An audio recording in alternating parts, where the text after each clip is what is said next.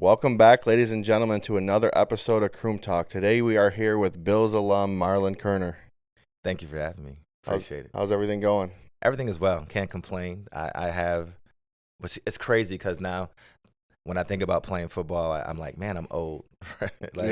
Like my youngest just turned 18 on Monday. My oldest will be graduated from college here in May, and then my youngest graduates high school. So yeah, I'm old, but stuck around the community and love being in Buffalo. What made you stay around? Honestly, I didn't want to live in Columbus, having grown up there. And all my family's there. I kind of wanted to get away and spread my own wings. And I met a girl here. And then that's usually what does it, huh? Yeah, that's what does it. Met a girl. We liked each other. We ended up getting married and then came back to Buffalo. So this is home. This is home. Yes. There you go. Yes, this is home. You still rep the OH? Always IO. Yeah. I was gonna wear some Ohio State gear today, but I was like, I'm gonna go for my former job and what brought me here. So a little bit of Bills gear. I was gonna actually wear some Michigan stuff just to be funny. We would have had to go ahead and throw down in the studio. So your last job was director of player engagement and alumni with the Buffalo Bills. Yeah. I was there for 5 years. Ironically, when I left football, I didn't want to be around football at all. Like everybody's like, why didn't you coach? Why didn't you do this? I'm like, I didn't want to be near football. I needed to get away from it. So I did everything else except for being around sports. How long was that transition from? It was like a from 15-year really? gap. Like it was a huge gap for me. Like I got a job working for KeyBank, and then worked for Tops Markets for a couple years, and then went to Target. And I really enjoyed all those experiences, just getting away, seeing something different than football. And then after watching a lot of guys kind of go through their own on the field struggles, off the field struggles, struggling with transitioning away from the sport when it's time to go, because it is a business. I was like, man, I wish I could get back and just kind of help give some of the knowledge that I've accumulated over the years of do this when you're ready to get away from football. Do this, to prepare yourself to get ready to go away from football. And so the opportunity came. Russ Brandon was looking to kind of redo the alumni department first, and he wanted a former player. So he gave me a call, and it took a little while, and then got back with the Bills right after the Pagulas bought the team. So that was cool. Rex was there, so it was just a great time. There was a lot of excitement about the team, and I got back there, and then a year later, Coach McDermott came in, and so then you really got to see what the direction that the organization was going and how the team became a different look of what it was back then. How important do you feel your job is? Like on the outside looking in, like the importance of making sure like things are going correctly and how they're supposed to be for everybody on the outside, not necessarily like putting everything that's going on behind the scenes. Because I feel like you also would make sure like there wasn't like any crazy obnoxious social media posts as well, like kind of. Yeah, you're the extra eyes and ears for the organization, for the players. Like it's a huge role. It's an important role because when you come into it, you're a little naive. Everyone kind of thinks it's like college, right? You don't really know what to expect coming in. So we had a really important role in really helping guys transition, right? Helping them understand, no, this is your livelihood. That this is no more of the, hey, I have 4 years on scholarship to try to figure this thing out. Like if you don't figure it out fast enough, you're going to get cut. They may bring you back and put you on a practice squad. But that's going to be less money than what you were making had you been on the regular roster. And then if you don't figure it out after that, then you may find yourself out of the league, right? So helping guys really understand the importance of being prepared, being a professional, what that looks like, understanding their own self, because that's a really big thing. Like, how do you learn? Like, watching guys figure out how to learn the playbook, because it's a lot. Like it's like being back in school all over. That playbook will change constantly on a weekly basis. You may put in the coverage in particular for one team because of what they do, and you may not run it again until week 17, right? So you may run it week 3 and then run it week 17, and you've got to be able to remember what that is. So you got to learn how to take notes, but then also learn how to be a good teammate, learn how to communicate well with your coaches and your teammates as well, and then just really figure out how you fit into community, fit into the scheme. So there's a lot going on with that, and so you really just have conversations with guys, help guys understand. You share some of your own personal experiences having gone that path with them, and then just kind of say, listen, you take it one day at a time, right? Like you're not going to get from point A to point B tomorrow. So just take your time, figure it out. Like practice is so important. So understanding what you do in that role and how to approach practice, how to take care of your body, and then really just help guys kind of get into the right rhythm and find their own routine so they can kind of say, this is works for me. Because it's really an individualized thing that we try to get guys to go, is like, this works for you. And what works for Josh Allen may not work for the next man. So figure out what everyone else is doing, take a little bit of it and add it to your routine, and then create something that works specifically for you. So I feel like that comes with like a big mentorship at the end of the day. I feel like the relationship that you're probably building with a lot of these guys, especially who need the extra, knowledge to continue to try to grow. I feel like, it's like a 24-hour job. It's not necessarily when you're clocking in, clocking out. Right. You're always on call. So guys may need you in the evening, and I can tell you sometimes I've gotten those calls like, hey, I need you. And you come running like, what do you need from me? Sometimes guys don't need you. But I think I tried to give them the space and kind of be the extra ears, because our coaching staff was really like, they're structured. Like, hey, I need you here. I need you this, right? So sometimes I'm just the guy like, just come vent. Like, you need to vent what happened in practice today. You need to get something off your chest. You had this conversation and it didn't go well. Well, let's talk through that. Like, maybe let's see how you could have maybe said this differently. Well, I'm not understanding what the coach is saying. Well, okay, well, what did he say exactly? Let's talk through that. Okay, so from my perspective, it sounds like this. What do you think? Like, how did you take it? Right? So you kind of go through all those things to really help guys figure it out. And it's such a fine line. Because, when I first came into it, I was thinking from a former player standpoint, right? Like, I've been through it. I want to help you guys get some skills that I know you're going to need to be able to transition away from the sport. But then what you realize is the money is so different now than when I was playing, that you have to come in and perform at such a high level right off the bat in order for me to get to you long enough to give you some other skills, like, hey, you might want to consider this, or hey, you might want to consider doing this, or hey, you should learn this, or add this to your repertoire as far as skills that you're going to need to transition out. So you really kind of, I noticed how we kind of shifted a little away from just kind of trying to give you like, here's some skills to transition away, to give you skills like, here's some skills to be here. If you do X, Y, and Z, you'll be here long enough. So then we can talk about what that transition will look like for you. Yeah. So like your transition, like obviously you said it was 15 years. Do you feel like that's what made it so much easier for this job? Because like I feel like in my perspective, like I'm 28, and when I was in school and we would have like people come and speak and stuff like that, like kind of that kind of stuff just goes over your head. But once you get to experience it, you're more like, man, like I should have did this. So like obviously like you're not necessarily teaching people to do what you've done, but the things you've learned through trial and error, through your experience, I feel like after you get the knowledge of being away from it so long, you have such a better perspective for these guys. Absolutely. Yeah. I think the 15 years away from before I went back, and I have I don't know if it's a honor or a dubious distinction of transitioning away from the organization twice, once as a player and then once as an employee. But I think what I realized was it's just business, right? And I think that's the hardest part, because you give so much of your time, especially when you're young. You don't necessarily understand that. Like, you hear it a lot when they say, man, it's business. Don't let it get personal. And I think when I was young, I left the game like most guys will leave, because I tore my ACL twice, right? So I had tore my left ACL, tried to come back exactly 9 months from having surgery to playing a game, which is unheard of nowadays, because they want you to at least take a year now, right, with that injury. And back then we would push it. We pushed the envelope all the time. So I tried to come back too soon and then ended up tearing the other ACL. And then all of a sudden now you're 25 and you're like, hey, I can't play football anymore. And you're trying to get healthy and they're like, it's just business and I can't.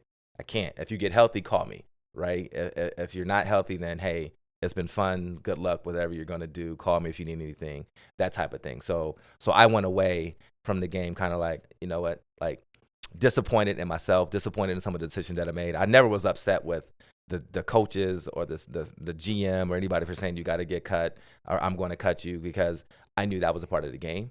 It was just kind of like some of those things kind of left a little sour taste. And I was more of the guy, like I had all these things, like I wanted to do this, I'm gonna accomplish this, I'm gonna get to the Pro Bowl, I'm gonna do this, and I came up in an era where you had to get to the next contract to really make the money that you're thinking that you're gonna make, right? Mm. And I was that close to getting to the next contract. And then you're like, okay, it's gone. And so what do you do? So I knew I was going to have to get a job. and I knew I didn't want a job in sports, so I went away. Yeah. And then when I came back the second time, you know, it's kind of like I had, like as you said, I had a lot more experience underneath my belt. I think as you get older, you know, your viewpoint and your thought process changes. So I had a different outlook on what it was, and I knew that that role wasn't in that position wasn't going to be forever. So I was just prepared for when it came, right? And so this time, when I was like, all right, I'm leaving and I'm gone and I'm leaving the organization, it wasn't like, oh man, like I, I don't know what to do. It was like, okay, wait a minute, like stop, like let's take an inner stock of yourself, right? Like what good happened because of all you being in this role, right? So I went through all the things, count your blessings, so to speak. Kind of went through that thing, like, all right, well, what happened? I built some great relationships, right? You know, financially, I did X, Y, and Z. I was able to save this, put this, do this, you know, get my kids here, do this. And so I just kind of went back and said, okay, what are all the good things that happened? And then I said, what do I want to do next, right? Like, where do I want to go next? Where do I see myself? And so it really helped me transition to the current role that I'm in, because I was able to step back and kind of say, okay, I want to be able to affect change in my community. I want to be able to help other people. And I love being in the role and building relationships with athletes. So it made a very easy transition for me to go into my next role, or my current role, as a community director for Entrepreneurs Forever, because entrepreneurs are a lot like athletes, right? The mindset that you have to have, the taking a risk, to doing everything that most athletes do, the sacrifices that you make. So it was a very easy transition, and kind of like, hey, you know what? And I forgot about something that I wanted to do that I told myself when I was 27, which was I'm going to play, and when I'm done playing football, I'm going to start my own business. So I'm like, if I'm going to start a business, I need to be around people that are always doing it. Yeah. You know, and that's what athletes do. We surround ourselves with good people that are doing what we do. We try to pick what they're doing. Hey, why do you do that? And how do you do that? Okay, yeah, I'm gonna add that, right? And so I was like, hey, this is a perfect position and a perfect role for what I was doing. And so now I'm of the mindset that everything prepares you for your next phase, right? So it wasn't, while I was sad to leave because of all the friendships and relationships, I understand the business, and that's the way it works. And you kind of come and go in this business, and if you can't handle it, it will chew you up and spit you out. Yeah. So you just got to go ahead and take it with a grain of salt and move on. Yeah, I hear that.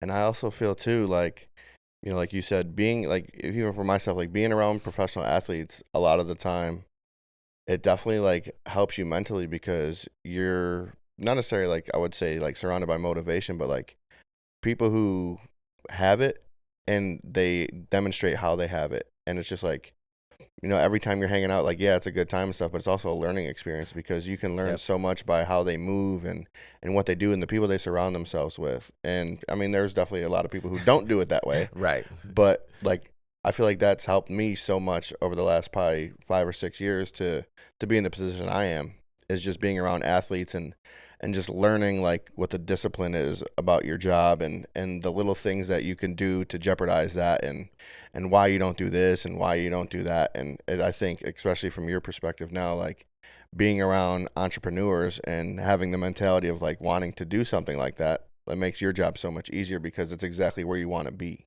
Absolutely. Yeah. And I think you hit something that I love that you said. It was like, you know, just how guys think and move, and how they surround themselves with people. And the really successful entrepreneurs surround themselves with the right people, right? They get the right accountant. They get the right people that are going to be there. They get the right people that's going to uplift them and bring them along. And they don't have all the answers, right? Just like as athletes, we don't have all the answers. We just know, like, if I dedicate myself and sacrifice myself and to be the best that I can be, then I know it's going to work out. And so that's what really drew me to this role, was just like, oh, we get to help. And we do it in a unique way. We kind of, it's not like one-on-one coaching.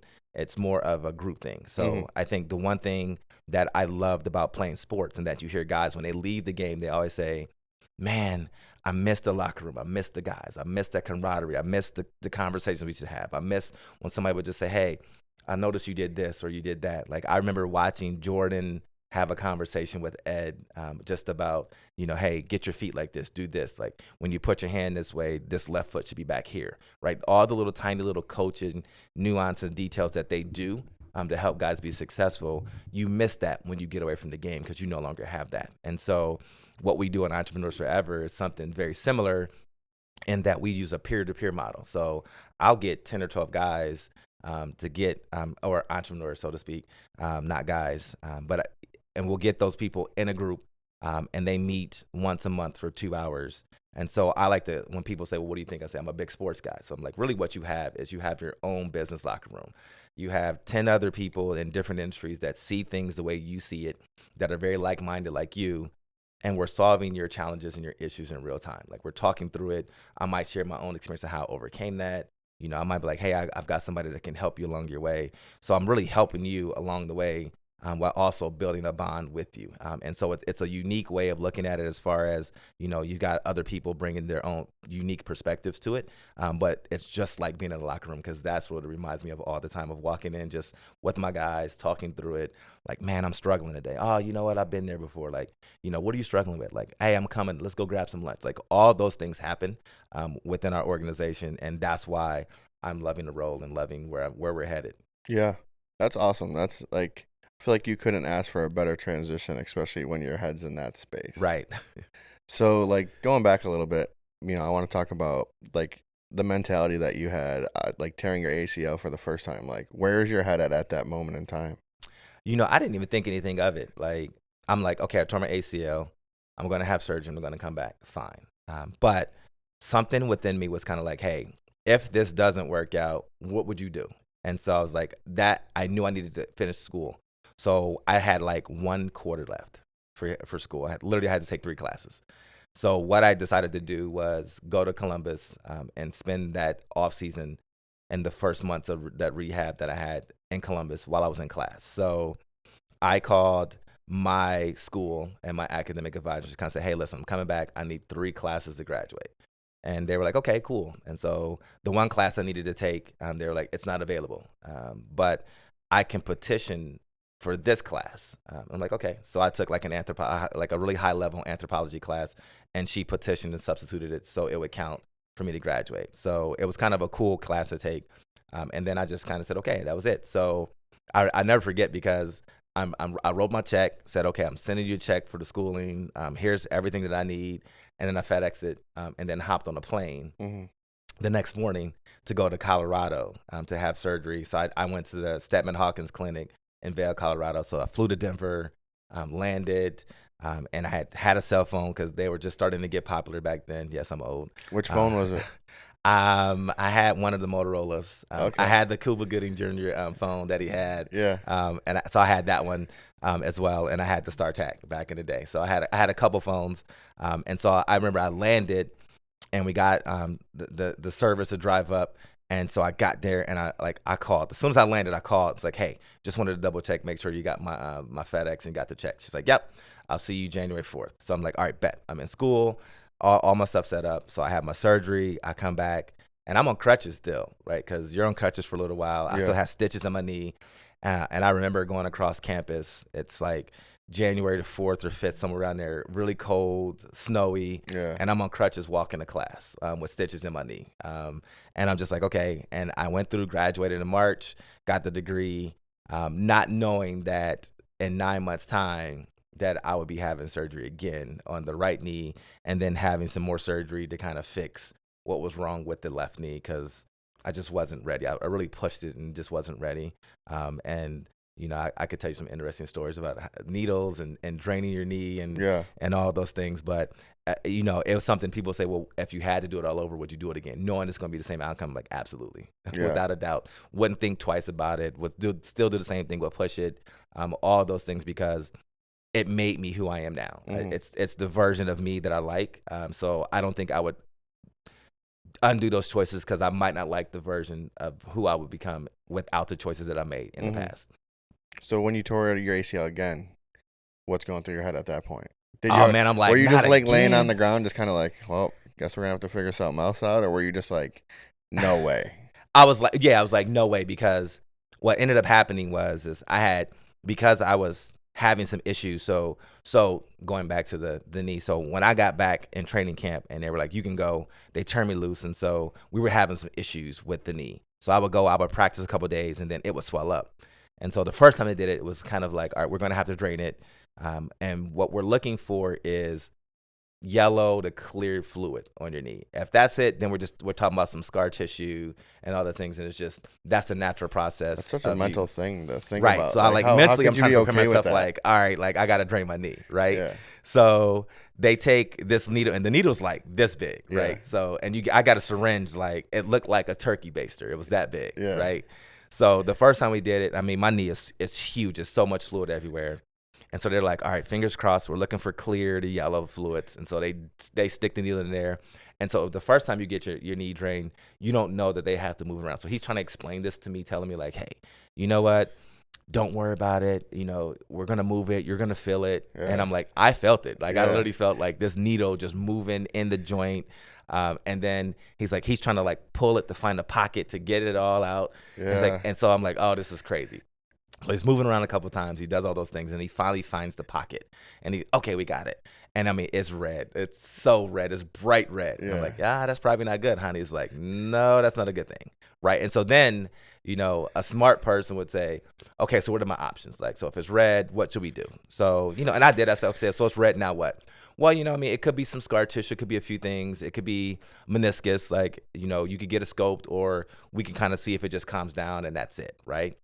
So we go through those things, and it was so much fluid that he literally unscrewed the syringe and then grabbed another container and was like, oh, man, you got a lot. So then he squeezes my knee, and I'm watching the fluid goes up like this, and it comes out, and it drops into this container. I'm like, wow. He's like, wow, you had a lot of fluid on your knee. And I'm like, yeah, you mean blood? He's like, well, yeah, you had a lot of blood on your knee. And I'm like, okay. So we did this all of training camp. Like I would play, practice, 2 or 3 games. I didn't play in any preseason games until the last preseason game, and then made it through training camp. And then they're like, okay, you're clear to play. And so I go out and play in the first game against San Diego. And, there's something, and we tell young guys this all the time, like, I can get you and I can tell you about game speed, but there's no way to simulate game speed. Like, so that's why practice is so important. Mm-hmm. But I got in the game, and I'm like, I cannot run the way I need to run. And I knew what that speed needed to be. And I could run fast in practice, but it wasn't game speed. And so I kept running around and doing all those things. And I could feel the fluid building up on my knee as we were playing. So much so that I went to the trainer and said, hey, listen, at halftime, we're going to drain this knee. And then I'm going to go back out here and continue playing. And they were like, what? I'm like, yeah. I'm like, see the fluid. And I showed him the fluid. And he's like, oh, yeah, your knee is puffy. I'm like, so we're going to go in at halftime, drain it. And then we're going to come back out and I'm going to continue playing. And he's like, oh, okay, yeah, no problem. So I'm running, I'm doing that, and I remember just running down on punt gunner. And I remember, like, my knee was like, the fluid was so much, building up so much on my left knee that it started backing up into my quad. And that's why I was like, we need to get it drained. Yeah. And I remember just running the last second, I'm looking up like this, and I felt my leg buckle. And as I'm buckling, I was in mid stride. So I couldn't get the other leg around because it was in the ground. So when that leg gave out, the other foot got stuck into the ground. And so I felt like it was just a little snap like that. I was like, that hurt. Yeah. And so I sat there for a minute and they're like, you good? I'm like, yeah, I'm fine. And I got up, went to the sideline and kind of said, hey, this feels weird. Doesn't feel stable. But so we did the test to see if there was any ligament damage. It was like, it pivots, but it doesn't lock out. I think it might just be a little strain or something. Yeah, so had the knee drained at halftime, came back out, got the MRI that Monday, found out that I had the ACL tear in the right leg. So I was really disappointed at first. And so before it hit the news outlets, I called all the DBs and just kind of like, listen, I'm out. I'm done for the year. Got to have surgery again. So I called my guys, Kerner, Thomas Smith, Jeff Burris, Henry Jones, Kurt Schultz. Like, I just went down a list and called all my guys like, yo, before you hear it on the news, I want to hear it from me first. And then just kind of went back and talked to everyone else, and then went to the stadium and then got bombarded by the news media. Like, yo, how are you feeling? Like, you know what? It's a setback. Definitely something that I didn't anticipate was going to happen. But having gone through it, you're just kind of like, all right, I know what to expect. So, had the surgery in September, later on that month, and then just trying to get back healthy. And then once I was done with this, they did an MRI on my left knee to kind of figure out why I was bleeding like that and what was going on with all the trauma there. And they're like, hey, you need to get a microfracture. So I ended up getting a microfracture done on the left knee, which is they drill little holes in the cartilage and then let it scar over, and then hope that mends with the rest of the cartilage that you had taken out. So I had that done. I had to have it done twice, but that was it. And then after trying to do all that trauma and get healthy, it's just, the business side came into it, because now they're like, hey, we got to figure out what's going on with you. And I wasn't healthy yet, healthy enough to run around and play yet. So I ended up getting released. They drafted another Buckeye, Antoine Whitfield. So they needed to make roster room for him. So I was offered up as tribute for him to get on the roster. And that was it. And then I was done playing football after that. And so, Do you make that decision to just kind of hang it up? I let it get healthy. So I went back home, did more therapy and more rehab, because the crazy business side of it is once you're no longer an employee, you can't use the facilities. And so where I was, I needed still to do more therapy and rehab on that knee. So I went back to Columbus, and I knew some trainers and said, hey, listen, I need to kind of come back home and get healthy. So I need you guys to help me. So they were like, yeah, come on back. So I went back to Columbus, spent a year there, and then girlfriend and I were kind of getting closer, and then ended up getting married. And then the rest was history. Then I came back, got another personal trainer while I was here, and just kind of said, all right, I'm gonna give it one more shot. Did a workout for the Colts. And they were like, listen, you had a great workout. You look good, but we're scared. Like, you had a lot of trauma, and they had gotten burned by a player that had a lot of trauma, and then he ended up being on IR for the year. So, like, we don't want to take the risk. And so I was like, all right, I'm done. Because I always told myself, I'm not going to chase it. I'm not going to be one of those guys that be like, man, 4 years after you've done your last game, you're still trying to, I'm trying to catch on with a team. Yeah. If I could just make it. I'm like, I'm good. Like, I'm married. I saved money. I know I'm going to have to get a job anyway, because I didn't make enough money to be like, I'm independently wealthy and I don't ever have to work again. So I'm like, all right, well, I'll just accelerate the clock now, and moved on and got a job and just went to work, and that was it. And then fast forward now, I'm at a good spot where I'm just like, I'm good. Like, that was it. Like, I wouldn't, again, like I said earlier, I wouldn't change anything, because I think this version of me is who I'm supposed to be. And if I make any change or do something different, I might not like the version of the person that I might come out to be. I feel like that's a huge mentality, especially knowing what could have came from it if that didn't happen, and especially to know where you're at right now is where you're supposed to be. I think about things like that as well, because I had lost my mother a couple years ago, and I was young, and people don't usually lose their mothers till a lot longer in life, and the more I sit on it and think about it, I'm going to say this with hopefully not sounding like a jerk, but I wouldn't change that.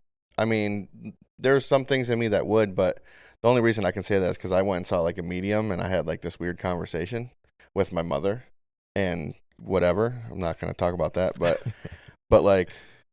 the things that came from that made me who I am. Right. And as unfortunate as it is, obviously I miss my mother, but the things that happened in life at that point, I feel happened because of that situation, which made me who I am right now. And I feel that's such an important mentality to have, because a lot of people will sit here and dwell on things could you imagine still being upset that something happened so long ago, completely could have altered your life, and you're like, oh, I could have been doing this, I could have been doing that. Right. But the fact that you're I'm where my feet are, and this is what it is, and I got to make the best of it, that's such a strong mentality that I feel a lot of people should try to transform into their brain. Yeah, I mean, and I would say, in all transparency, I didn't get there overnight. It took a while. I think for me, I was never upset about what happened or anything, but what I was always upset about, and you may be like me, I'm very hard on myself. Mm-hmm. So where I can let go of a situation, I'm good, I'll move on. I'm also very hard on myself, where it takes a long time for me to forgive myself, which is crazy to think about it. So where I didn't beat anybody else up or beat the whole situation up, I would beat myself up over, man, why'd you make that decision? Or man, you didn't accomplish this. I was really hard on myself. You said you were gonna accomplish that, and you didn't make this, and you failed. And so I was really hard on myself for a long time. And then I had to step back and think wait a minute, but you did accomplish a lot of those things. You had a lot of goals. Yeah, everyone does. Doesn't mean that you're going to make all of them. So what can you do? What path did it open for you? What door did it open and send you down? And I was like, you know what? Yeah, I did do some really good things, and I did accomplish some things, and it's pretty amazing where I am now. And my grandmother would always tell me, like, you can't cry for money you never had, right? And you can't cry for money you never lost. And Mm-hmm. so it's ironic that, that week that I tore my ACL, I got a call from my agent, and he was just kind of like, hey, I've been having some conversations, and I was going into the restricted free agent process. It was like we had like 4 games left in the season. We weren't playing well record wise. Like I think we ended up being like 6-10 that year. But he was like, "Hey, you're having a really good season, and teams are noticing." And I know teams at other. I know person at other teams, and they're like, "We're going to pursue you." He's like, "So stay healthy, because you may get the going rate like a 5-year 15." And I was like, "Stop!" I literally was like, "Stop! I don't Yeah. want to hear it. Don't say anything. Don't tell me anything Yeah, because about then that's all you're anything. gonna Like, think stop! about. I don't Yeah. want to hear that. Like, we'll talk about that in the off season." He was like, "But just stay healthy. Knock on wood." And so I'm like, "Okay, knock on wood." And then literally I come back the next week and tear my ACL. Yeah. But again, I don't get mad about that. Like, I'm not driven. I remember a friend of mine, we used to have conversations about money and all the things, and he was like, I want this, I want that. And I'm like, that's not a lot of money. And then as I got older, I realized, like, I just want to be financially well off, right? Like, I don't need like millions and millions and millions of dollars where I don't know what to do with it. Mm-hmm. Like, if I can provide for my family and be comfortable and live the lifestyle that I want, then I'm good, right? And so I think my mindset has shifted over the years of what I want to be able to do and how I want to be able to take care of my family, and have been fortunate enough to meet some really good people along the way and be able to do that. And football really helped me get to that path. So definitely grateful for everything that's happened in my life over the course of time. Yeah, I feel like everything that you've gone through helped you in the position you were in for these athletes, because it's like, hey, like I've been through both of it. Like, Yep. like I can tell you the whys, the who's, and the what's and the don'ts. And I feel like I said, having that experience, I feel like helps guide athletes so much more, because like they're like, oh well, what do you think about this? It's like, well, I experienced it, so let me tell you how this is. So if you don't want to do this, you got to go this way. And I feel like that probably helped your job so much more, as opposed to probably bringing in like a non-former athlete. Right. Yeah. And I think part of it was being able to share my own story, and really owning. I think I'm at the stage now where I'm ready to really fully embrace and own my own story, right? Because, when think about everything that you've gone through, there are certain parts you're okay with sharing. And then there are other parts you're like, nah, I'm not really going to share that. I don't want to own that. And I think now I'm at the age where I'm like, you know what? I'm owning everything, the good, the bad, all of it, the ugly. I'm taking all of it. And if somebody says, well, what about this? Well, I have this experience and it wasn't pretty.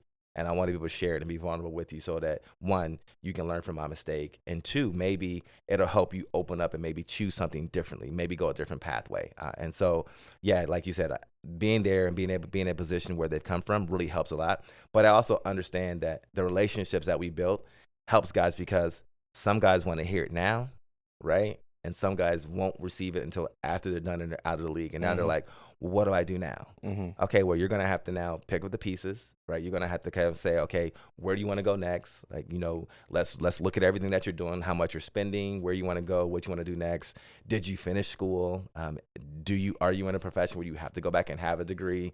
So we can have all those conversations while they're playing, or we can have those conversations when they're done with football. And I think having gone through that entire process, being player engagement, and also being the director of alumni for a year, what really helped me get a good grasp of, here's all the resources available for you. Here's how I can help you. Here's how I can support you. Here's who you should call to really get you to the next phase of life. And if you can do it while you're playing and set some things up in place, it'll make your transition a lot easier. But if we're going to be realistic, most guys don't get the opportunity to do that. So now I'm just like, however I can help you, I will. Yeah. Do you think there's like a job that doesn't exist that you think should, like as far as like being in an NFL facility? Like what would be a good benefit for athletes to just have, like a good resource to have that may exist but not into its entirety? I think the NFL has come a long way, and the teams have come a long way as far as providing resources. I mean, you've got everything there. You've got a psychiatrist on there that you can talk about whatever you want to talk about, and if you don't want that person, you can go get somebody that's not affiliated with the team. So you can talk about the sports mindset and kind of figure out what you need to do on the field. Mentally, you can talk about stuff that's about bothering you emotionally. If you had any trauma coming up. You've got player engagement that's there. I think what the league needs to understand really is probably bring more guys as mentors and maybe coaches for guys when they transition, because there's a lot of guys that transition out and they Yeah. don't know what to do next. So if you don't know the resources or where to go to find the right resources to help you along that pathway, then you kind of end up doing it on your own. Is that a thing? Like, is there, because, like, obviously, once you get cut from a team, like, that's it. You have no type of necessarily connection or business aspect with anybody in that facility. Is there somebody who kind of still sticks along? You have, well, the player engagement kind of will help guys like figure out, here's the resource, here's what you do next. If you're retired and you're officially done, you transition to what they call the legends community. So they have, every team has one, a legends man, like a legends manager or legends director. Our good friend Jeremy Kelly, who was the Bills for 6 years, is now with the Carolina Panthers, and took the same role there. He was in that role, and he did a really good job of really being the liaison for the guys when they transition away and kind of helping guys. But he was also a guy that transitioned, so he understood it, right? Mm-hmm. And so teams don't always hire guys that transition away that understand it. So the really good teams understand, like, if you get somebody that's been in this position and been in the space, they understand what it should look like and how to help guys and how to evolve it to make sure that you bring guys back. Because as you get older, as they say, time does heal our wounds. And sometimes when guys transition, it's not pretty. Mm-hmm. They do get emotionally tied to the fact that everything was tied to their dreams, their identity, and everything was tied to this, making this career and being as successful as they wanted to.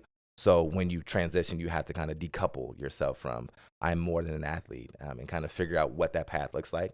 And some guys do it better than others.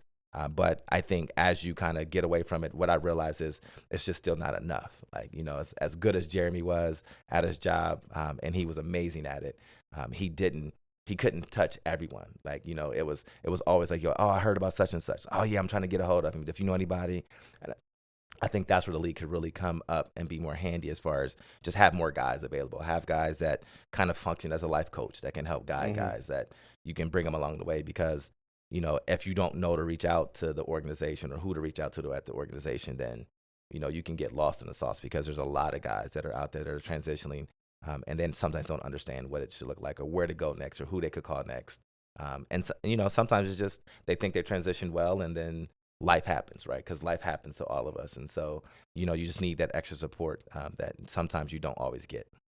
Sounds like there's a good job open for you, Marlon. I don't know about that yet. Been there before, but, hey, if anybody's listening from the Bills organization, let's talk. I'll vouch. No, like, I honestly have nothing but respect for you. Like, especially from my position, like, you obviously probably from everybody else, not everybody else, but, a reason to kind of, like, necessarily, like, I guess, keep an eye on me, like, don't let me get too close because of me having the access that I did and things. And you were somebody who always understood me as a person, and Right. and just always, like, kind of wanted to guide me to do the right things. Like, I remember there was the situation about the shoes, and you're like, oh, you don't associate with him. I have not talked to him since. And it's just like, okay, like, let me cut out the people who are going to jeopardize what I got going on. And, like, you were always somebody who kept it a buck with me. And I would always reach out to you with certain things. Like, Yep. when I had to, like, when somebody wanted to shoot a music video, I reach out to you because I'm like, hey, I don't want to be on property if I'm not supposed to be. And you're like, yeah, I don't think that's a great idea. I'm like, okay, good.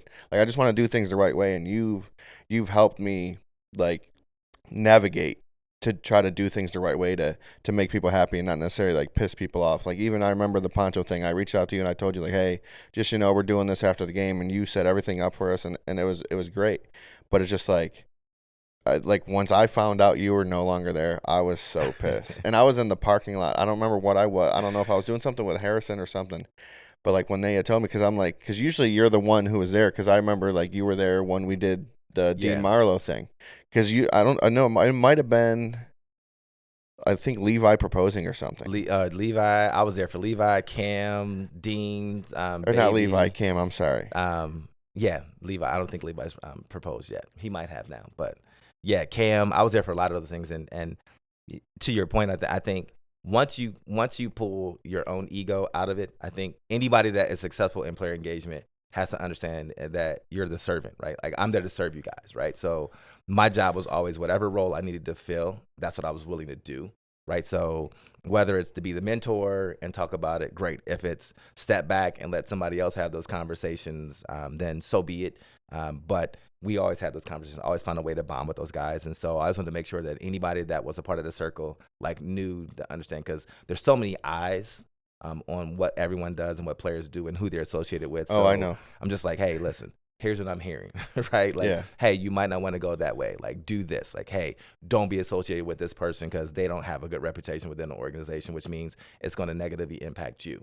And so those same conversations that you and I had, try to have with some of the players. Same thing. Like, hey, listen, just be careful here, be careful there. You might want to consider doing this, but they're grown men. So you have to give them the information and then say, you choose what you think is best for you. And sometimes it works out. Sometimes it doesn't. Sometimes guys will, think about it as, I'm going to be here forever. And I'm like, this is a business. Like, nothing is ever guaranteed. And I remember, a young player coming in, and I remember talking to him like, listen, if you can save and put money aside and just the 401k, like, do it now. If you do that now, like, you can have a really big chunk of money set aside for you that you don't have to worry about touching and doing anything for a very long time. And so those are conversations that we have. Like, I'm trying to help you to be here now, but also give you some things and some wisdom and some knowledge of, like, if you do this, it'll take care of this when you're ready to retire. When you're 55, when you're 65, and you're like, hey, I need to have X amount of dollars saved for retirement, because the NFL does have some really good benefits and some good packages that are available for guys. And sometimes guys will listen, sometimes guys wouldn't. They'll listen when it's too late, right? They're always like, hey, man, what I need about this, I need that? that. I'm like, it's too late now. You can't put the money in. So all those things are just kind of like, hey, you live and you learn, and you hope that you can make a good impact with guys. And sometimes guys will listen. Like, everybody knew me. I was big on the 401k and making sure you put money aside because it's free money. Like, why are you not going to take free money, right? Yeah. And some guys were really good about it. Like, I appreciate you. Hey, it's coming out on this one. Like, you're going to break it out on this check. You can do it. Like, we went through all those little processes because I remember as a player how it was when I was there, and I was fortunate enough to be able to take advantage of it. And it's not what it is now. Like, the amount of money you can take out and the match that the NFL gives you is amazing. So it's things like that. We're just trying to really help give guys knowledge. You just kind of figure out how to balance it with, I need you to perform at a high level. Here's what you do here. Simple as bring your feet together as a corner. Like, don't get too wide or take a different angle when they're going on a go route so that you can meet them down the field instead of getting in a trail position. Like, little things like that you try to say, without stepping on coach's toes. Yeah. That's the biggest thing. Like, I would never try to take the position of a coach. So just say, well, how did you overcome it? Well, I did this. Oh, okay, I might try that. And that's it. I feel like that's one thing, like wisdom is knowledge. Absolutely. And I feel like your grasp on every aspect of the game is so essential, because I feel like you can create your own job title essentially. Like, I don't know, like, not necessarily, I wouldn't say like a mentor thing, but I would say something a little higher, because you can develop like financial advice. You can get somebody set up that way. You technically could be a therapist because of all the things you have to conversate with people, because that's just kind of what it is. And I feel like you can offer so much beneficial things to an NFL athlete. I feel like you should just create your own thing. That's what, like, ironically, like people kind of hire you like as like an agent, like if you want to go like that aggressively into it, but I also feel like it'd be so much more than an agent, because an agent's just worried about money. Like, right. Like, yeah, I'm sure they'll have like some conversations, but you're not really having a guy call their agent and talk about life, So it's like, I feel like you have so much more to offer. And I think like you have a great direction into potentially dabbling into something a lot bigger than that. It's funny you say that, because I'm actually working on doing that now. Starting. That's part of what I want to do with my own company. But it's not just for athletes. It's for everyone else. Yeah. Right? Like, I think the one thing I realized from being away from sports, we all transition. We all have it. And there's a lot of former athletes from high school that still have that athlete mindset. And just kind of like, well, how would I approach it? Because I think sometimes when life hits you and things like that, you kind of forget some of the things. And I can say that from experience. Like, you forget who you are. Sometimes you forget what drive you had, what made you kind of be who you were when you were younger. You play a little safe. Like, when you have families, you're like, you might take a little off, right? And so I'm working on creating a company that kind of helps people do that, right? And kind of doing those things. And whether it's, the business coaching, the life coaching aspect, all those things you talked about, helping people find the right people, building their team. Like that was one of the things we talked about with players is who's on your team. Just like, a coach has an NFL team is going to have a head coach, is going to have position coaches, is going to have coordinators here and there. You're going to have a training staff. Well, you have to take the same approach, right? Like who's on your team financially, who's helping you make those decisions? Like who do you have here? Who does this? Like how do you build out the right team to make sure you are the most successful person that you can be? And so when you talk through those things, you kind of help guys. I'm like, hey, wait a minute. Like, yeah, that is a business. Like we can make this and we can make this work. So those are things that I'm working on now. So more info to come as I build it out. But there you go. It's going to be something really cool that we can do that helps people that maybe young athletes that are transitioning or even an adult. It's just kind of like, hey, you know what? I want to look at it from a different viewpoint and a different lens. And maybe I can get that athlete mindset and an athlete perspective on taking my next step. So that's what I'm working and looking forward to building this year. So what is like the drive behind that? Like what like is your goal? Like one, let's say, you have somebody in your space and you're working with them. Like what is like the yes for you? The yes for me is like really saying, okay, let's take it from an athlete standpoint, right? Like the one thing that athletes do is we have to perform at all times, right? Like we are taught, like you step on the stage, you have to perform at a high level, right? But when you think about it in an everyday world, that's the same thing. Like when you go to your job, like you're expected to perform. They have goals that you're going to be measured on. They have all those things. So, and we don't always think of it from an athletic standpoint of, well, if I have to perform, what do I need to do to perform and do these? Some people will do that and they're very good at it. Like, well, and sometimes it's very, very, very like very structured and very set up. Like, well, I've got to make this many calls, right? Sometimes people don't know what to do, right? So helping people understand, like, well, if you take this, like, how am I measuring my performance? What's my performance? All right, now let's be realistic. Let's go through and talk about it, right? Like, education-wise, do I have everything that I need to know to create this goal or complete this goal or reach this goal? No, you don't. Okay, so what education do you need? Do you need a new training? Do you need to go and get a certification? Do you need this? Do you need that? Right? What else do I need to learn? Like, and then we go to the awareness side of it. Like, all right, now let's talk about you. Where are you? Like, what are you good at? What are you not good at? What are your strengths? What are your weaknesses? Let's focus on your strengths, so that you function in a space where you always feel like you're going to be the best version of you, right? Working on your mindset. Like, all right, how do you feel about this? How do you feel about that? And then it's always like, all right, now when you look at this goal that you have, is this a goal that you can complete on your own, or is this involve other people? Do you need to bring other people in? And if so, who should be that person, right? Because you can derail a goal real quick by bringing in the wrong person, right? We look at a lot of athletes that are on the right pathway, right? Mm-hmm. And because they chose the wrong trainer or because they brought in somebody who didn't have the right mindset as them, they got derailed, they got sidetracked. So making sure that you have that right person, the right connections around you, the right people, to make sure that you are on the right path, that you should be going, that you should be doing the right thing, that will be able to speak truth to you and be like, hey, no, I don't think we should go that way. And that, not having a yes person all the time. So really taking people through that process and kind of saying, okay, now let's create a plan to say, okay, so here's the goal, here's everything we just went through. Now here's the plan to do that. Like, let's create this plan through this whole process to make sure that you hit this goal. And then you can repeat that process. It's an easy process to repeat. So kind of going through that. So I'm working on that process now, and working on that plan. So it's going to be something that we're really going to really be able to help and take people through that process and be like, I'm ready. Like, I can do this. Yep. Because performance is the name of the game. And sometimes I think when you get away from sports, I think that as an athlete, you forget that, oh man, how am I going to compete? How am I going to perform? No. Performance is in everything that we do. So you just got to understand and put it in the right perspective, and make sure you have the right balance along the way. Because even as athletes, we can get out of whack with our balance, and just making sure that people kind of, if you can create the right plan and the process to follow, it makes that achieving that goal so much more easier. Yeah, it seems like you're just like kind of taking a simple route, but opening the dimensions. Yes. Like instead of just like touching on one thing, like we're gonna touch on everything. Because I feel like a lot of people's mindset is just financial. Yeah. Like financial, but it's like, what about you? Like, I feel like that's one thing a lot of people do, because a lot of people aren't happy in life, and it just is what it is. And people think money's the answer. So like, that's why their thing is, well, what about money? But it's just like, once you kind of, I feel like, I mean, I'm not one to talk, but like once you break down everything to that perspective to kind of just check off your boxes, I just think that's so much more essential for longevity. Absolutely. And you bring up a great point, because a lot of people don't understand, like, self-awareness is so important in this entire process, and pretty much in everything that we do. A lot of people forget who they are. And so you try to please everyone else. You're trying to do this for my boss, I'm trying to do this for my spouse, I'm trying to do this for my kids.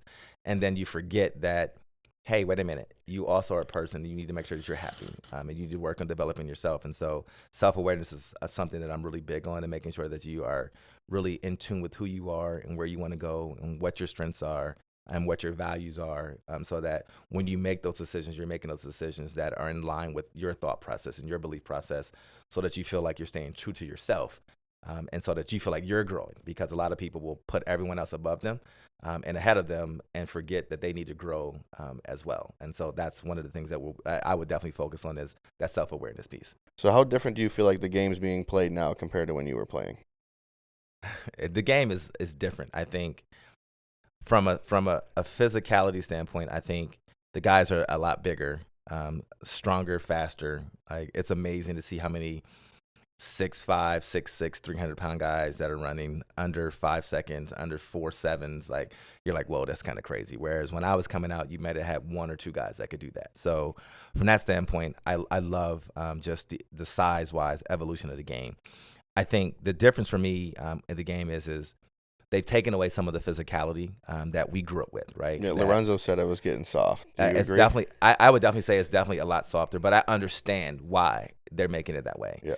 Right. From a financial standpoint, you have a lot of money tied up into a lot of guys, right? So you don't want them in all those collisions, because you don't know if you can replace them. Like, our mindset was, hey, we're a dime a dozen, like, right? Like, I can push my injury, or coming back from an injury as a player, because there's 1,000 guys waiting to take my spot, right? I feel like that's such a phenomenal aspect now that you say it, because I don't feel like anybody's ever broke it down that way.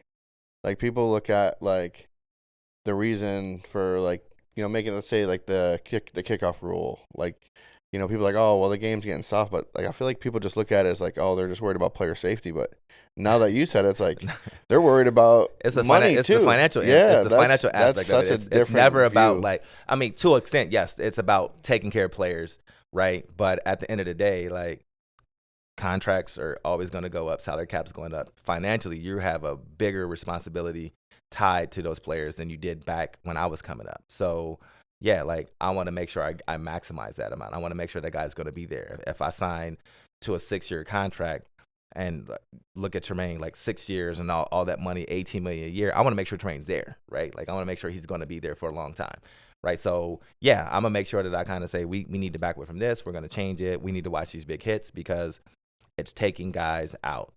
And in an era where everything is judged on wins and losses, and a coach's job depends on having the best players out on the field at all times.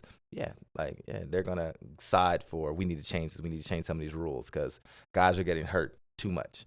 Guys are missing too many games, and now you're at 18 games season. So hey, we need to make sure, or 18-week season, you need to make sure you do the right thing, because that's a lot of trauma going back on you. So that standpoint, definitely, I would say they made the league definitely a little softer than when we were, because we took big shots. We were definitely a lot more physical as far as at the line of scrimmage. Like, we could clutch and grab and hold and do all those things. And and now if you put a finger on the receiver, it's pass interference and all those things. So I remember I remember playing a playoff game against Miami, and the ref came up to me. And I'm at the line. I am mauling guys at the line of scrimmage, and the ref came up to me and said, "Hey, listen, you're gonna have to let him go, or I'm gonna have to call holding on you." Because in a 5-yard space, anything was fair game. And and by the time I got done with this guy, his shoulder pad was hanging out of his jersey. You had the big ass shoulder pad. We had the big shoulder pad. Yeah. Like, I mauled him like all day, and he was in no flag, no anything. He let us play. And so I miss some of those days when they just let you play. But I also understand why the rules have evolved the way they have. And I think, and I support it too, because, when you look at some of the guys that I play with and guys that came before me, like, they can barely walk. Like, their quality of life is not going to be the same of what these young guys are doing. So you have to kind of make sure you protect the players from themselves. So you got to create rules that will benefit you now, as an organization on the business side, but also then benefit the player in the long run. So, I'm glad to see how they've changed some of the things they give them for their retirement and benefits that they have for them. But I'm also glad that they did change some of the rules to make sure that guys can have a better quality of life when they're done playing. Yeah, I also feel like the facilities and the things that are offered in facilities is so different. I mean, I've not obviously I don't know exactly because I've not been a professional athlete, but I just like I remember being in there in 2017, just like the amount of things that there's access to is absolutely insane. Because I feel like back in the day, it was just you had a cold tub and a pool. Yeah. I mean, I came and they just built the bubble up the street now, which is where all the facilities are now. So before, everything was in the stadium. Like, so we had our meetings, everything was there, and we would either drive up to the dome and practice inside there. So there was really nothing there. So just to see the locker room, the practice locker room that they built on it, and then all the other stuff, the offices and the training room, like over the course of time, you're like, wow. Like, that's the evolution of the game that I'm impressed with the most, where they started realizing that we need to have the right people around. So you start getting sports scientists to come on board and say, well, if we do this or we do that, you can make guys better. And as you've seen, and probably anybody that's been on a tour have seen, like, the Bills facilities are top notch. Yeah. And I think that goes to show people that they put an effort in making sure that whatever you need to take care of yourself to be able to play on Sunday, they're going to provide it for you. So from the Theraguns to all the boots and everything you can put on, to the Normatex, to the cold tub, the hot tub. They've even got a float pod. Yeah. Like, they bring their own masseuses on staff, and guys can sign up for it. Don't even have to pay for it. Like, it's pretty amazing. Chiropractors come in. Like, those are all the things and the modalities that we used to take advantage of, but we paid for it on our own. Like, so yes, I would get a masseuse. I would get a massage every Monday after a game. I would go see a chiropractor on Monday and on Friday of every week. And so just to see how they brought all that in house to make sure that guys can have that readily available. You know what? Hey, your back hurts. Go see the chiropractor. Hey, you need to get a massage, be ready for the game. All right, I got one. They'll be here on these 2 days. It's like, so those things that I really love to see. And then just the mental aspect of it, because it is a lot. So having a sports psychiatrist on staff to be able to talk to, and then also having a list of people you can call outside really is something that's impressive, because it is a lot of stress. Yeah. You know, sometimes as much as we want to say we're big and strong, we're tough. Like, just being able to talk to somebody and talk through your feelings and talk about the pressure that you're under really does help and go a long way to make sure that you can be at your optimum and perform at the best way you can on Sunday. I feel like that is such a huge thing that a lot of people overlook, because I probably talked about this on the last 4 podcasts, but like having somebody to talk to no matter what you're going through in life is such an underrated gift. Yes. Because mental health is a real thing. And I think a lot of people, I don't want to be repetitive because, like I said, I talk about this on every podcast, but I feel like you have to. But like everybody wants to be so tough, you know what I'm saying? And once you put all that pressure on yourself, it becomes so overwhelming, and you put yourself in such a shit mind state.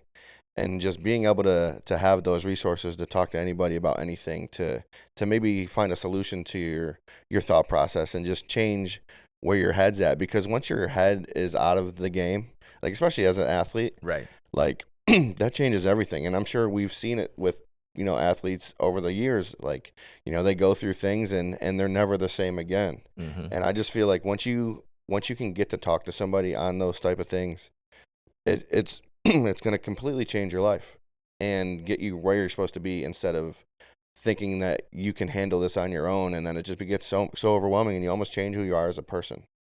Yeah, you're right. I think that mental aspect is so important, because you think that guys are only focused on sports, right? As fans, like, sometimes you forget, like, they have a life. They have spouses, they have girlfriends, they have children, they have family members.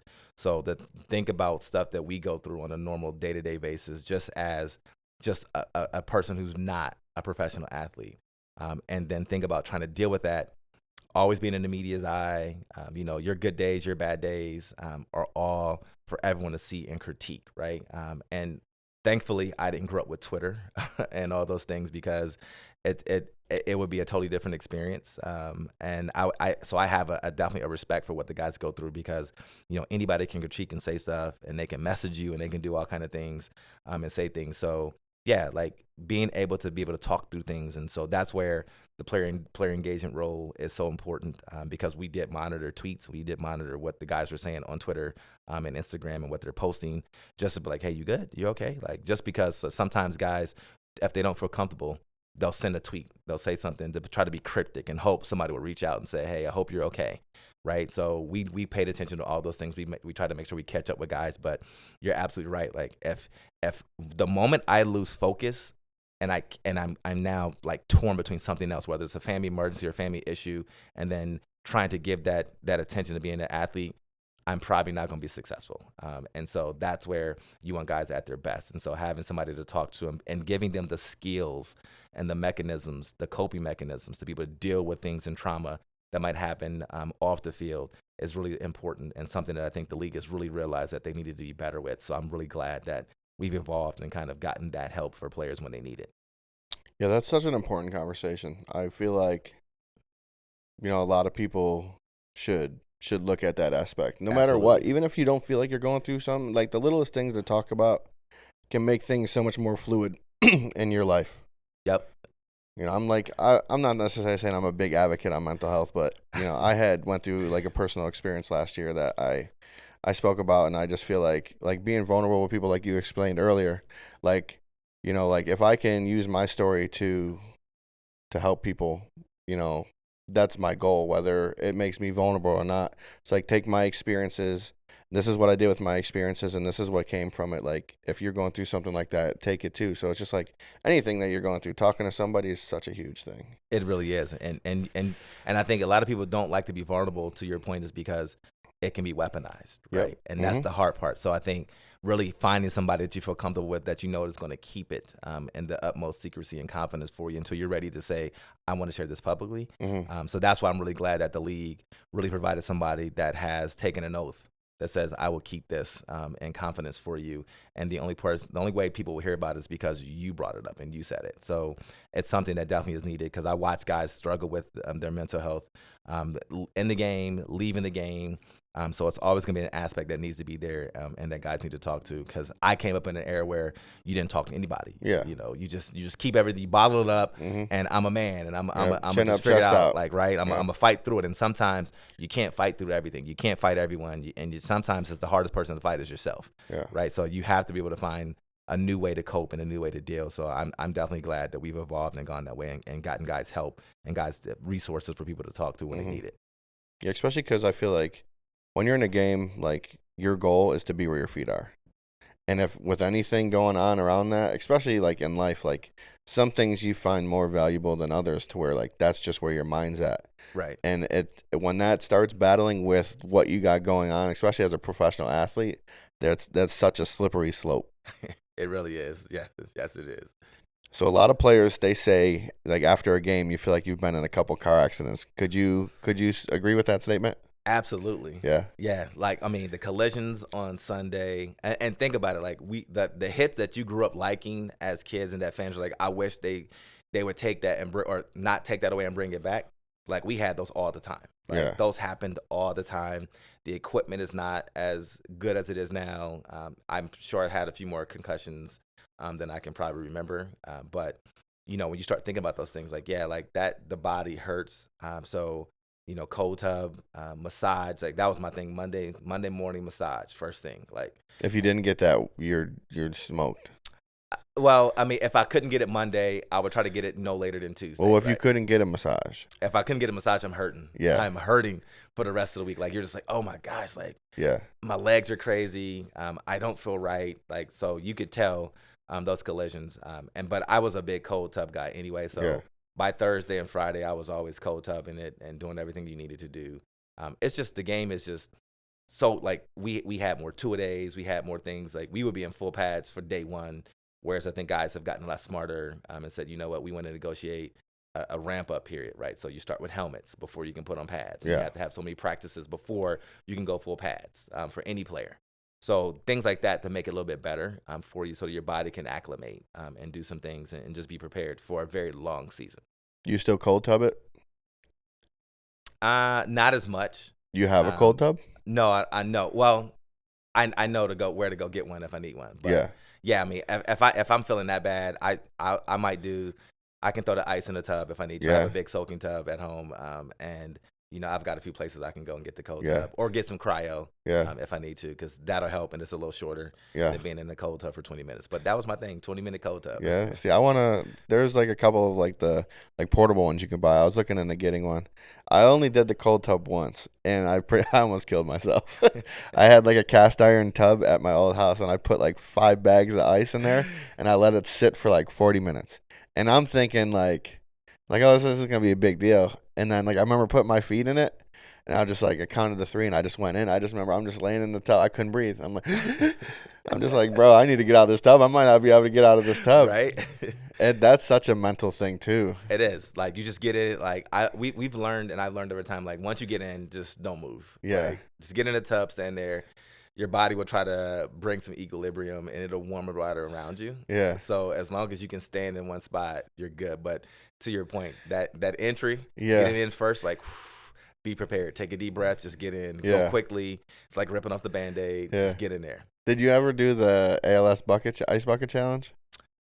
No. Yes. No, I wanted to. Yeah. And I was trying to find places that were doing it, and every time I went, they were like, "Oh, you missed it." Yeah. But See, I did one. I would do that. Yeah. I did I one. could do that. I could sit in there. I would get in the I cold tub. I thought I can do it. So like my goal was like I have a video of it. I was like I'm gonna Steve Austin 2 beers when they poured this, and I'm like I watched everybody do it, and my thing was like people are just pouring water on themselves. Like I want some cold water, so I had like a 15-gallon big tote, like like at like cookouts they have ice and like Huggies and stuff in there. So I filled it with 3 bags of ice and water and let it sit for 20 minutes. So I had it poured on me, and I'm thinking like it's just about to be cold water. As soon as I'm drinking this beer, my stomach goes in, and I stopped breathing. I couldn't breathe, and I'm sitting there. I'm like on camera trying to act like it's nothing. I'm just like, and I'm just spilling beer all over myself. I didn't even drink it, and I'm just like, yeah, dude, this is cold. Yeah, those cold tubs really get you, but it does help. Like, Yeah. And I think we probably had it on the extreme end of it now. I mean, with sports scientists and the people that they have there, they have some really good people that know their stuff at the Bills organization. So, they'll tell you how many minutes you should be in, when you should do it.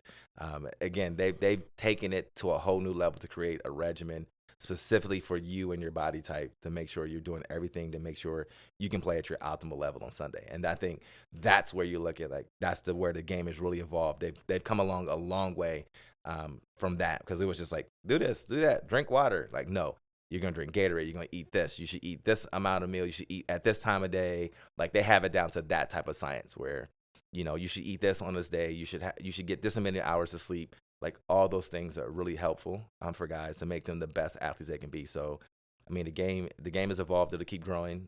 It'll keep getting better. And then those guys will be former players like me at some point in time. And then we'll be hopefully helping them figure out what their next is and what they're going to do when they're leaving the game. Rapid fire. It don't have to be rapid fire. You could think about it, okay? All right. Dream team. You can pick 2 wide receivers, a quarterback, and a running back. I'll make it Bills, because I feel like you followed the Bills in your whole career. Right. So I'll lay it out for the Bills. Dream team. 2 wide receivers, quarterback, and a running back. So quarterback-wise, I think arm strength-wise, I don't think there's anybody that the Bills have had that can probably throw the ball like Josh can throw. So I definitely would probably take Josh as my quarterback. Wide receiver-wise, I played with so many great guys, but I would say I'm probably going to take Molds on one side, and I'll probably put Diggs on the other side. And if I had to bring a third guy, then I'll put Andre as my third receiver. Put him as my slot guy because he was pretty shifty, and he could come out of the slot really well. And that would be a nightmare of a matchup with those 3 guys right there. O-line, I've got to have Kent Hall as the center because he makes everything go. Ruben as my guard, and then I miss my guy Fina, so because I play with Fina, so I would have Fina as one of my guys as well. But when you start talking about corners and stuff, like, so many great guys. Like, I would definitely find a way to bring Nate and Antoine back to play. Yeah. For certain. And then figure out how I could be there. I would just be like, let me be the nickel guy. Just let me be the nickel guy. Put them 2 guys out on the corner. Hey, let me be the nickel. And I'm good to go. And I would love to see that with Henry Jones as one of my safeties, because I love playing with Henry and just what he brought to the game. And then when we go dime, I bring my guy Ken Irvin in, because I think us as corner. Those are 4 corners. I was like, yeah, we could lock up anybody and play with anybody. So Yeah. So I would look for that. But yeah, that would be my kind of my dream team. What about a running back? Oh, Thurman all day. Okay. Yeah, Thurman all I day. couldn't agree anymore. Yeah. No question. Thurman all day. I like it. Because he's such a dual threat. Like, it's so shifty coming out when you hand you the ball, but then that element, like, I could split him out and put him at, if I want to go 4 wides, I can just motion him out and be like, there you go. And Thurman in the linebacker or safety is a mismatch all day. Yeah. That's awesome. Maybe we'll make it happen. We'll get everybody together. I'm going to make it happen on Madden. Yeah. For certain. Yeah. Well, thank you so much for coming by, man. Like I said, I appreciate everything that you've done for me to this point, and I'm so glad that your journey's continuing to grow, and I can't wait to see everything that you have in store, especially kind of doing your own thing now. Appreciate it. Thanks for having me on the show. Really appreciate it. And loving to see where you're going and what you've been doing. So I'm looking forward to it. Let me know how I can assist. Yes, thank you. So thank you guys for watching. Like, subscribe. Peace. I can't take no loss. I don't even know what it costs. I hit the ground